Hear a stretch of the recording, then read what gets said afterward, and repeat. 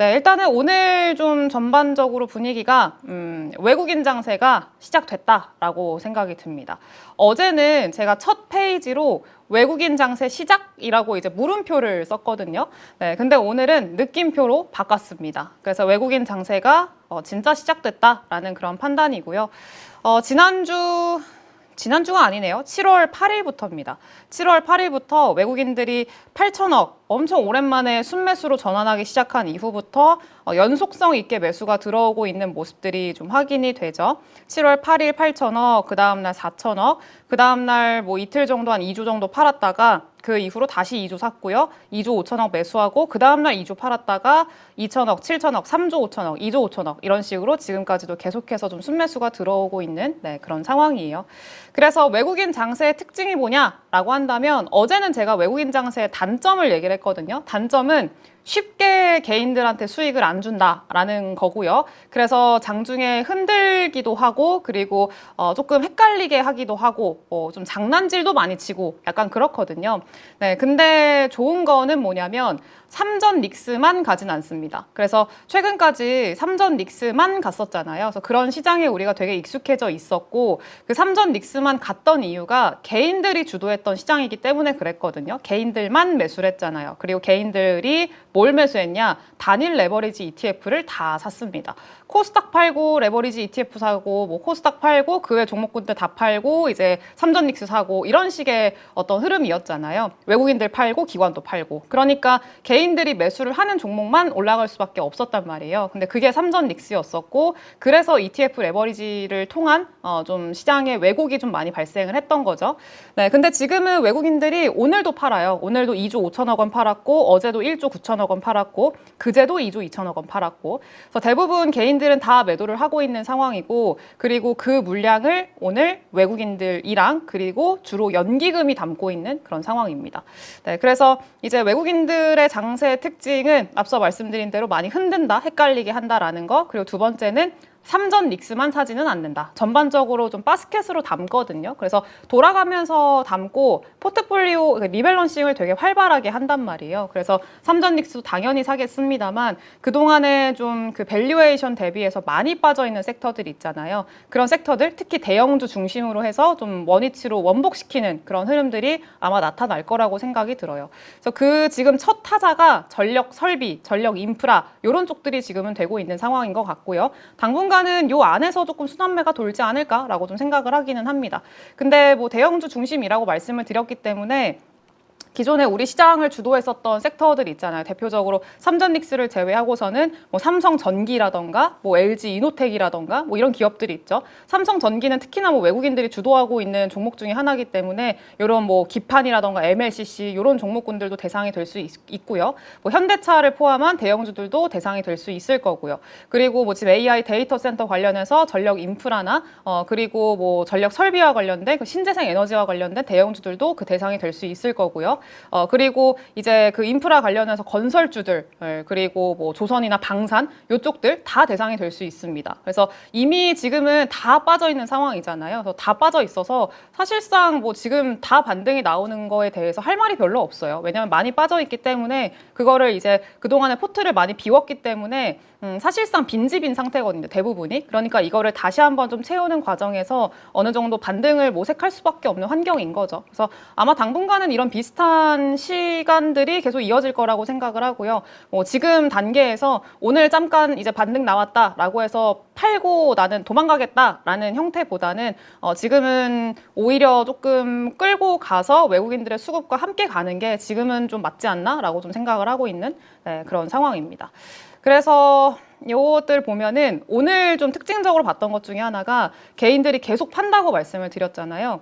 이 반등에 대해서 개인들의 신뢰도가 되게 낮은 것 같아요. 그래서 이게 수급적으로도 좀 확인이 되는 그런 부분이고 실제로 주변의 이야기를 들었을 때에도 반등? 찐 반등 아니다. 이거 가짜 반등이다. 라는 이야기들도 굉장히 많이 하시고 그래서 이거를 과연 믿을 수 있을까요? 무섭습니다. 라는 이야기들도 많이 하시고 그래서 어쨌든 좀 반등이 나오니까 일단 팔자 혹은 뭐 본전에 왔으면은 팔자라는 그런 심리가 되게 강한 것 같아요. 그래서 지금 보면은 요거는 한국의 공포탐욕 지수거든요. 근데 공포탐욕 지수가 최근에 조금 올라오기는 했어요. 근데 여전히 극단적 공포 수준에 머무르고 있습니다. 21포인트에 머무르고 있어요.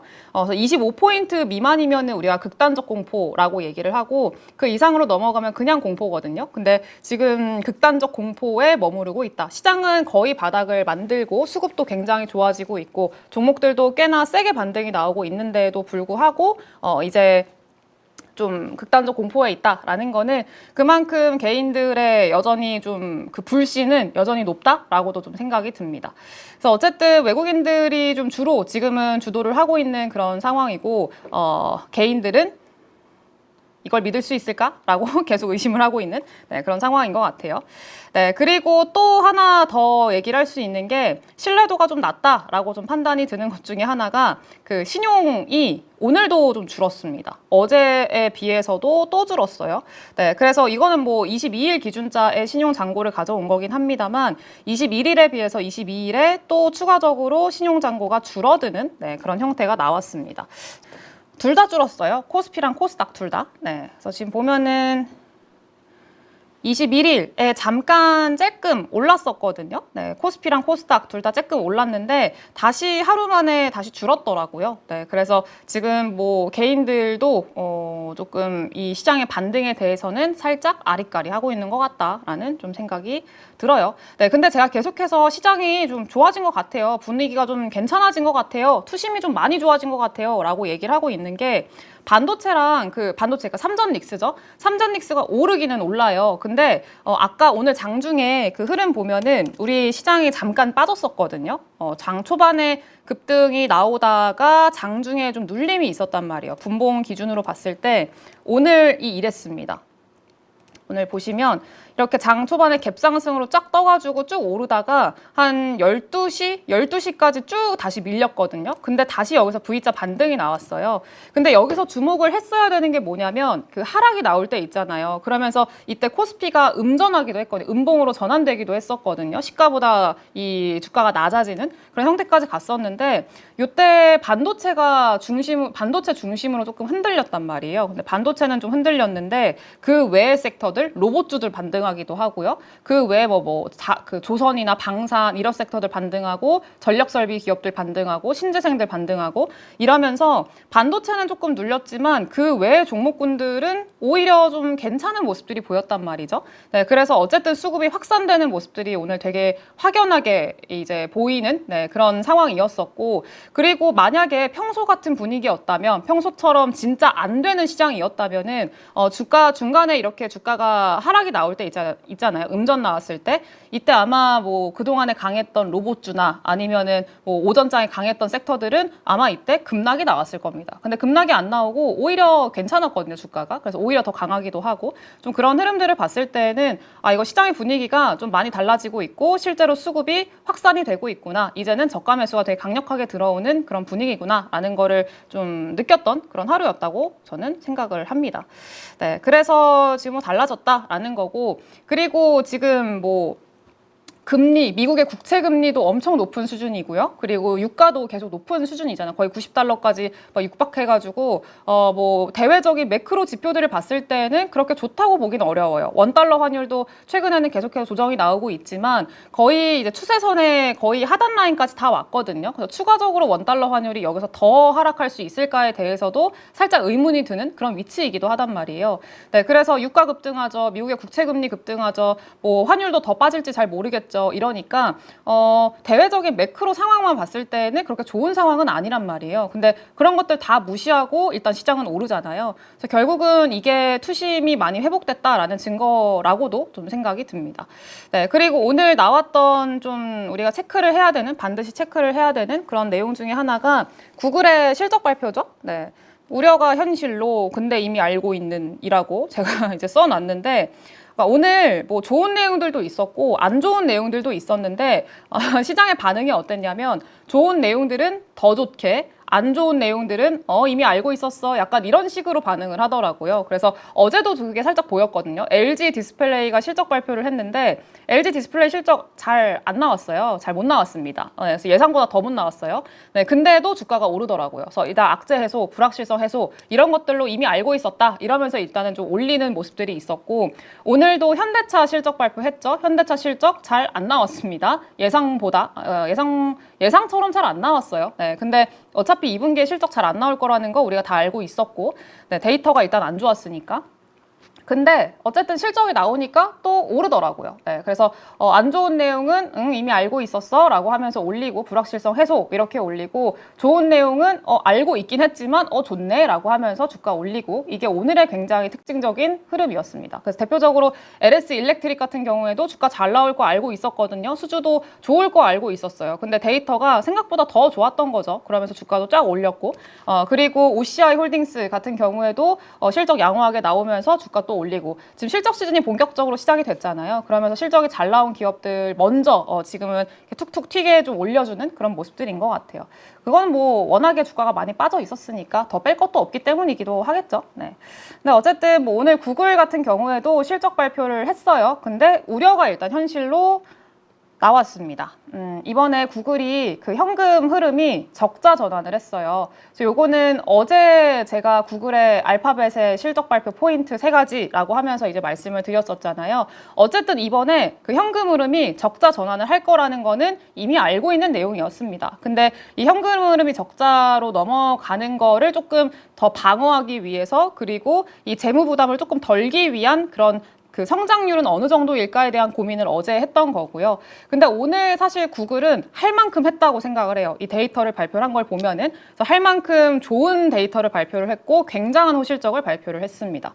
네, 그래서 이제 그런 것들은 상당히 긍정적이었는데 시장에서는 뭐 이거 현금 흐름 적자로 돌아섰다라고 하면서 이제 좀 주가를 시간외로 아까는 좀 뺐던 거죠.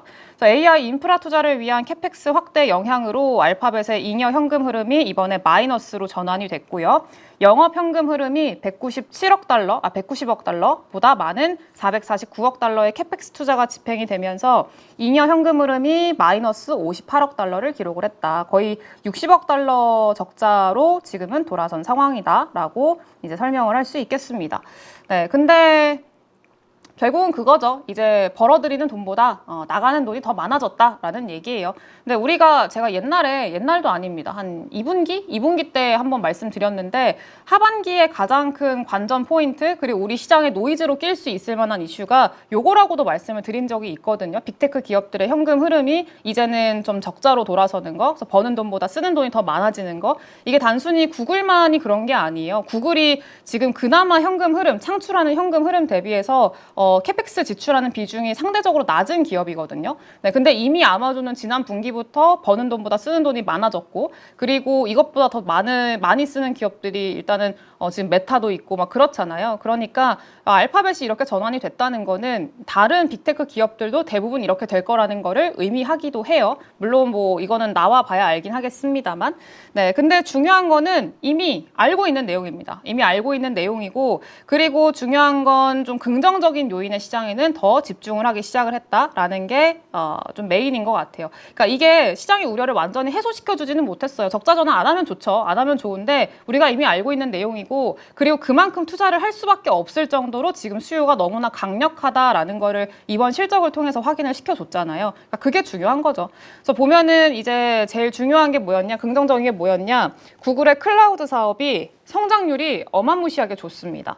제가 어제 그 도이치bank 쪽에서 그 구글 클라우드의 성장률을 되게 좀 높게 잡았다라고 말씀을 드렸잖아요. 그게 70% 초반대였던 걸로 기억을 하거든요. 근데 YOY 기준으로 발표를 한 걸 보니까 이번에 82%에 육박하는 클라우드 성장률을 발표를 했습니다.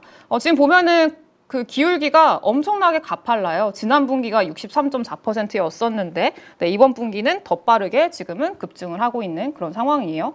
네, 그리고 구글의 캐펙스 같은 경우에도 기존 가이던스에 비해서 그리고 컨센서스에 비해서도 더 높은 이번에 캐펙스를 발표를 했습니다. 그러니까 중간값이라고 보시면 될 것 같고요. 이제 이번에 신규로 올해 캐펙스 투자를 원래는 중간값이 한 1,900억 달러, 1,850억 달러였나? 그랬던 걸로 기억을 하거든요. 네, 근데 1,850억 달러였었는데 이번에 알파벳이 신규로 발표를 한 캐펙스 전망치가 2,000억 달러입니다. 중간값이. 네, 그래서 예상보다 올해 더 많은 캐펙스를 발표를 했고요. 그리고 내년의 전망치는 어떠냐라는 걸 보니까 내년에는 구체적인 데이터를 발표를 하진 않았거든요. 네, 근데 생각보다 훨씬 더 많이 투자를 할 거다라고도 얘기를 했습니다. 네, 그래서 결국은 이게 어쨌든 지금은 어쩔 수 없이 수요가 너무 많기 때문에 이만큼 투자를 할 수밖에 없고, 그리고 실제로 이게 수익화가 진행이 된다라는 거를 좀 보여주고 있잖아요. 클라우드 수익률이 이렇게 높아지고 있는 걸 확인을 했을 때에는. 네, 그러니까 이 구글 입장에서도, 그 투자자들 입장에서도 지금의 어떤 AI에 대한 투자, 데이터 센터에 대한 투자가 어느 정도 정당화될 수 있겠다라고 이제 판단할 수 있을 만한 상황이라고 좀 생각을 해볼 수 있겠습니다. 그리고 이제 외부 인프라를 빌려 써야 할 정도로 컴퓨팅 용량 공급 대비해서 AI 수요가 너무너무 강하다. 그래서 자본 지출 가이던스를 상향을 해야 된다라고 얘기를 했어요. 그래서 굳이 조금 안 좋은 얘기를 하자면은 이제 이런 비용이 나가는 게 하반기엔 더 많아지거든요. 대표적인 비용이 뭐가 있냐? 지금 구글이 자체적으로 AI 데이터 센터를 열심히 짓고 있잖아요. 캐펙스 투자해가지고 데이터 센터 막 짓고 그러고 있는데, 자체적으로 짓는 데이터 센터로는 감당이 안 되는 거예요. 그러니까 이제 다른 뭐 xAI나 이런 쪽들의 데이터 센터를 이제 임대하기 시작을 했단 말이에요. 네, 그래서 이제 임대를 해가지고 당연히 임대할 때 돈을 지불을 해야 되잖아요. 그쪽한테. 그래서 지불을 하는데 그게 되게 비쌉니다. 한 달에 뭐 하나로 하면 1조 2천억 원씩 매달 내야 된단 말이에요. 그러니까 이게 하반기에도 그런 수요가 워낙 많다 보니 자금이 나갈 수밖에 없고, 네, 그렇다 보니 이제 하반기에는 조금 그런 비용이 더 나갈 수 있다라고 이제 알파벳에서 얘기를 했는데, 그게 조금 뭐 안 좋은 거라고 하면은 굳이 따지자면 안 좋은 거기는 하죠. 뭐 재무 부담이 좀 될 수 있는 내용이니까.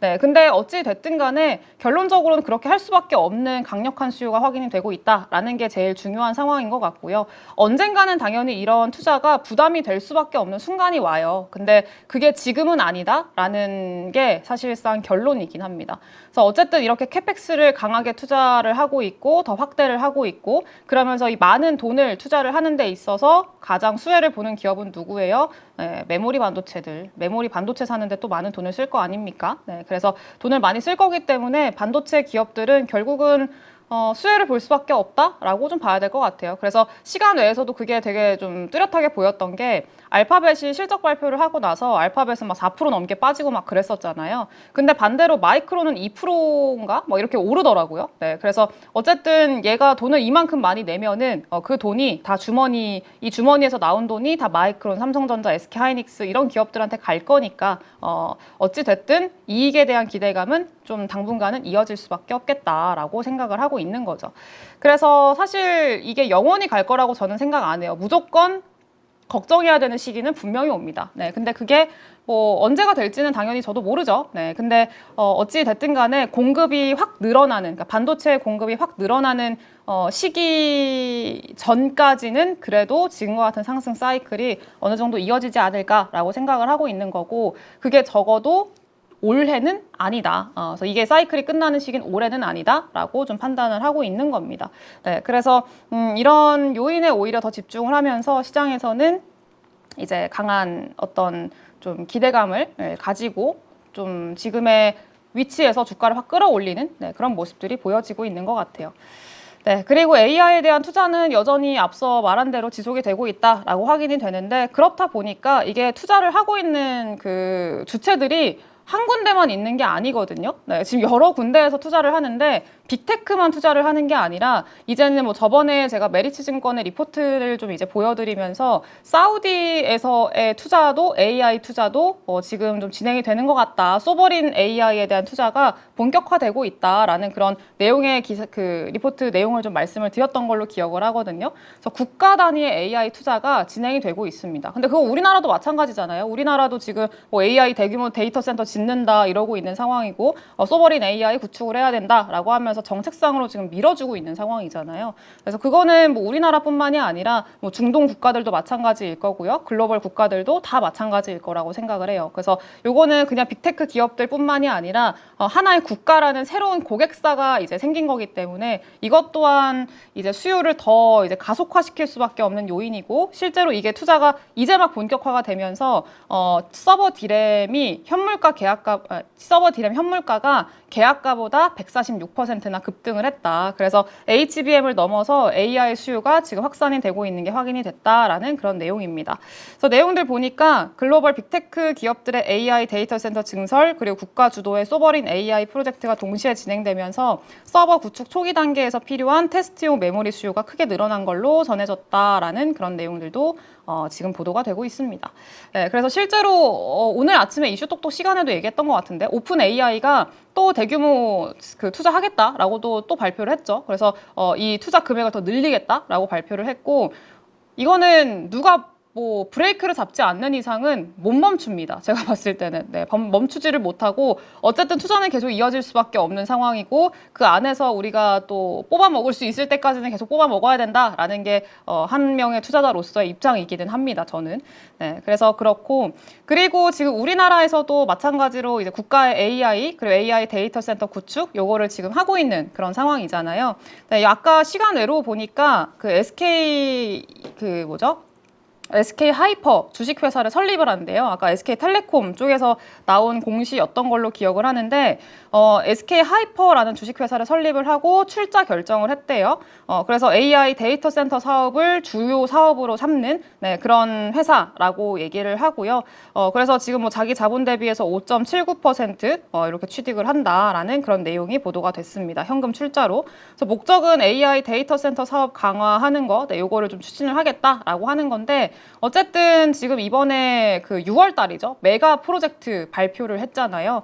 우리나라에서도 지금 뭐 메가 프로젝트 550조 원짜리 메가 프로젝트 그 발표를 했고 이거를 주도하고 있는 게 뭐 SK, GS, 네이버 뭐 이런 기업들이 우리나라에다가 대규모 데이터 센터를 짓겠다라고 이제 발표를 했단 말이에요. 뭐 거점은 다양하죠. 뭐 세종도 있고 여기저기 뭐 있는데 어쨌든 이거를 데이터 센터를 짓는 데 있어서 당연히 그 구심점이 되는 기업들이 있을 거 아니에요. 근데 지금 현재는 SK가 가장 선단에 있는 상황인 것 같고요.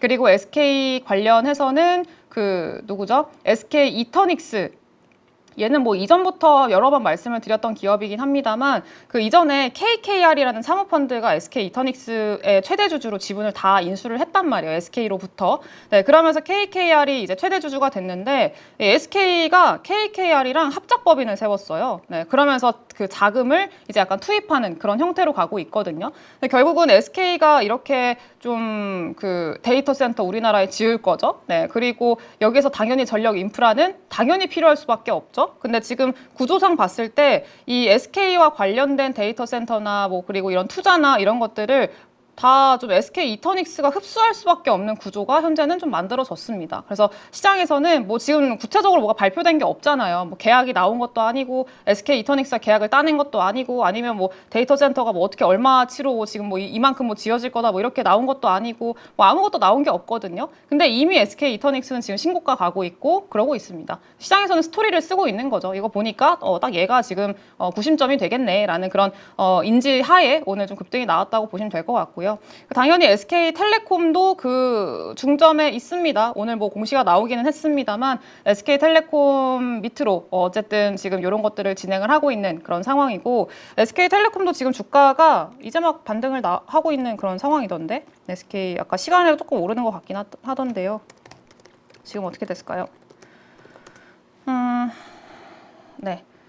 이거 공시 나오고 나서 이렇게 확 튀었는데 지금은 좀 고점 대비해서 조금 눌리긴 했네요. 10만 원 초반대에서 딱 라운드 피겨 초반 구간대에서 움직임이 나오고 있기는 합니다. 네, 근데 어쨌든 이 SK텔레콤 같은 경우에도 좀 돌림이 나왔고요.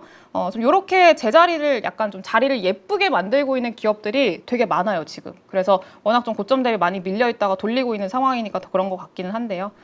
어쨌든 SK텔레콤도 오늘 좀 올랐고, 그래서 SK그룹주들이 지금은 조금 메인이 되고 있는 그런 상황인 것 같다라고 좀 판단이 듭니다. 그리고 SK 뭐 뿐만이 아니라 오늘 네이버도 되게 강했던 걸로 기억을 해요. 네이버도 오늘 한 10%인가까지 올랐던 걸로 봤거든요. 그래서 제가 네이버는 20만 원 이하에서는 사실상 언제든 매수는 가능한 그런 기업이다라고 이제 말씀을 좀 드렸었는데, 왜냐면 이게 박스권이거든요, 얘가. 그래서 어쨌든 최근에 좀 많이 빠졌다가 오늘 한 22만 원까지 올라왔습니다. 근데 네이버가 중요한 거는 그거예요. 네이버가 어쨌든 우리나라에다가 10기가와트짜리 그 데이터 센터를 짓겠다라고 얘기를 했잖아요. 그 구축을 하겠다. 근데 제일 중요한 건 그 고객사를 확보할 수 있을 거냐? 그거의 문제이긴 합니다. 그래서 결국은 데이터 센터를 짓는 거에서 끝나는 게 아니라 이 데이터 센터를 지어놓고 이 데이터 센터를 누가 쓸 거냐? 임대를 누가 할 건데, 이거 누가 돈을 지불하면서 돈을 이제 내면서 이거를 쓸 건데, 고객사 누가 될 건데, 요거를 확보하는 게 지금은 제일 중요하거든요. 왜냐면은 데이터 센터 이렇게 투자해가지고 지어놨잖아요. 근데 만약에 고객사 없어요. 고객사 못 구했어요. 그러면은 다 적자입니다. 이거 뭐 어마어마하게 비용 많이 나갈 거예요. 그래서 이거는 사실상 고객사를 못 구하면은 의미가 없어요. 그래서 이게 제일 중요한 건데, 저는 그거를 생각을 해요. 어제도 제가 말씀을 드렸던 걸로 기억을 하는데, 내일이거든요. 지금 유력하게 추정이 되는 거, 청와대에서 공개를 했던 일자는 24일이긴 합니다. 내일 뭐 현지 시간이니까 뭐 모레 시간이 될까요? 네. 근데 어쨌든 24일로 지금은 예정이 돼 있는데, 미국에서 AI 서밋이 열립니다. 여기에 누가 참가를 하냐? SK, 삼성, 그리고 네이버, 그리고 이재명 대통령. 우리나라의 대통령께서 또 참석을 하십니다. 일단은 대통령께서 참석을 하신다라는 것만으로도 이 서밋에 그게 엄청 또 의미가 있어지는 거죠. 그리고 여기에 또 누가 오냐? 오픈 AI CEO가 오고요. 엔스로픽 CEO가 옵니다. 일단은 뭐 요 정도로 지금은 조금 정해져 있는 상황인데, 여기에 플러스 알파들이 더 생길 수 있겠죠. 이 정도의 어쨌든 거물들이 모이는 그런 자리니까 더 많은 또 거물이 또 모일 수도 있어요. 네, 그래서 어찌 됐든 간에 이번에 AI 서밋에서 요 사람들이 이렇게 모인단 말이에요. 근데 뭐 이 사람들이 모여서 뭘 할까요? 뭐 모여가지고 이제 뭐 농담 따먹게 하고 그러지는 않을 거 아니에요. 뭐 그런 얘기 하진 않을 것 같고, 아마 사업적인 이야기를 하겠죠. 근데 사업적인 이야기를 뭘 할까라는 거를 고민을 해보면 결국은 뭐 AI 데이터 센터와 관련된, 그리고 반도체 수급과 관련된 이런 이야기들을 분명히 하게 되겠죠. 네, 근데 최근에 좀 나왔던 하나하나의 어떤 시나리오들을 종합을 해보면은 뭐가 나오냐면, 그 SK 하이닉스가 이전에 실적 발표를 했을 때 그런 얘기를 했거든요. 이제 우리나라에 오픈 AI도 그렇고 여러 빅테크 기업들이 먼저 SK 하이닉스한테 제안을 했었다고 했단 말이에요. 공장 지을 거 우리 합작법인 짓자. 합작법인 만들어가지고 우리가 그 지분 투자할게. 그러니까 거기다 공장 짓고 지분 투자한 그 공장에서 나오는 반도체 를 우리한테 다 독점 공급을 해줘라는 그런 제안을 SK 하이닉스한테 빅테크 기업들이 했다라는 이야기를 지난 실적 발표 때 했었거든요. 네, 근데 그거를 거절하기는 했는데 이제 최태원 회장님이 뭐 여러 가지 조건들을 많이 걸었던 것 같아요. 그래서 어쨌든 지금 뭐 다른 빅테크 기업들 입장에서는 뭐 지분 투자를 하고 싶어하는 상황이고, 뭐 국내 어떤 투자나 이런 것들에서 지분을 어느 정도 확보를 하면서 어느 정도 일정 비율로 좀 메모리 반도체 수급을 안정화시킬 수 있을 만한 방법을 많이 고민을 하고 있는 것 같아요. 그래서 그런 것들도 지금 아마 이번 이야기 서밋에서 만나면은 그런 이야기들도 분명히 하게 되겠죠. 그리고 우리나라에서 지금 대규모로 550조 원 이상 들여가지고 메가 프로젝트 진행을 할 거고, 8.4기가와트인가요? 8.9기가와트인가요? 네, 엄청나게 큰 규모의 AI 데이터 센터를 국내에다가 거점별로 짓겠다라고 지금 하고 있는 상황인데, 여기서 지금 뭐 오픈 AI나 엔스로픽 같은 경우에는 당연히 요거 뭐 임대해가지고 뭐 우리도 이제 더 이제 진출하고 이런 식으로 또 활용을 할 수도 있잖아요. 그래서 이런 좀 논의들이 분명히 오갈 거기 때문에 이것과 관련된 기대감이 지금은 제일 크게 작용을 하고 있다라고 좀 생각을 하고 있어요. 그래서 이제 네이버 같은 경우에도 고객사를 지금 확보하는 게 제일 우선인데, 지금 이런 뭐 빅테크 기업들이나 글로벌 기업들이랑 계속해서 좀 논의를 하면서 뭐 고객사를 확보를 하게 된다라고 하면은 아마 엄청난 호재가 되겠죠. 근데 아마 시장에서는 이거를 미리 기대를 해가지고 땡겨서 생각을 하고 있는 것 같아요. 뭐 이게 어떻게 될지는 모르겠습니다만 아직까지는 좀 기대감인 것 같고요. 네, 근데 어쨌든 좀 반등은 나오고 있다 정도로만 보시면 될 것 같습니다. 네, 그리고 그리고 GS 같은 경우에도 GS 자회사가 있거든요. 네, 근데 그 자회사가 엄청 이번에 그 실적을 잘 냈더라고요. 그래서 GS건설도 이번에 그 실적 발표를 했는데 실적이 괜찮았어요. 근데 세부적인 그 내용의 데이터가 되게 좋았던 걸로 기억을 하거든요. 근데 자회사가 엄청 잘하더라고요. 근데 그게 대부분 다 데이터 센터와 관련된 좀 수주들을 받아가지고 참 잘하고 있는 거여가지고 네, 아무튼 GS 같은 경우에도 지금의 데이터 센터 투자에서 수혜를 보고 있는 그런 구조인 것 같다라고 좀 생각이 듭니다.